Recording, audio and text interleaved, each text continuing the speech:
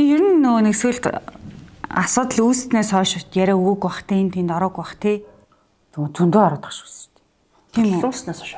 Тий. Хулууснаас хойш ороог бах тий. Тэр гэхдээ ер нь яасан? Яг би тэрийг хулуусны дараа нэг орсон IC дээр нэг ярьж өгсөн юм лөө. Тийм. Тэгээд яг ер нь болсон процессыг хэлээ. Шүүхийн асуудлыг шийдэг ярьсан. Тийм явсан тэгээд тэр чинь хүн чинь өөрөө дөрөв хүүхэдтэй нэ гэл.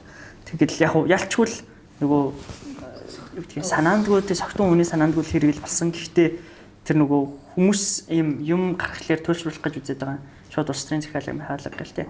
Яг улс төрийн импакт бол байсан. Тэрний ямар импакт вэ гэхлээр нөгөө бүтэн жил хийцэн ингээд намайг харлуулах кампайн бол тэр хүнийг намайг хардаг, таньдаг, үзий яддаг болгоцсон л байсан.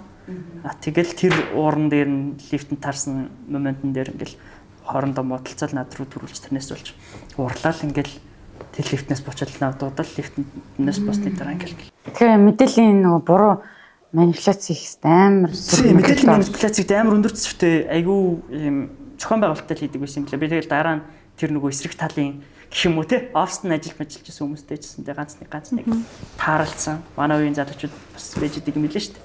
Тэгэл тэгэхэд өөр 7 хоногийн амар өндөр дүнтэй мөнгө аваад мэдээ бичээл гүтгэл. Тэгэл айгүй өндөр ачаалттай ажиллаад суудгаж идэм билээ шүү дээ. Тэгээд чамаг одоо тхийн гол зорилго нь юу вэ?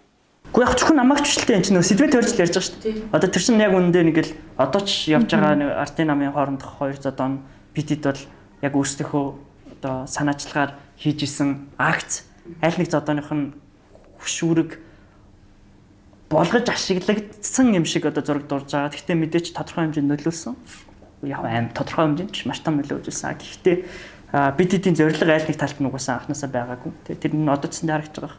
Хөцөр хамхан гэдэг чагсаалттай холбоотой дэмжиж оролцсон баг бүх хүн одоо энэ улсын хурлын гишүүний эргүүлэн татах хуулийн эсрэг байгаа. Тэ ерөнхийлөгчийн институцийн хамгийн их бушилж байгаа энэ хуулийн эсрэг байгаа.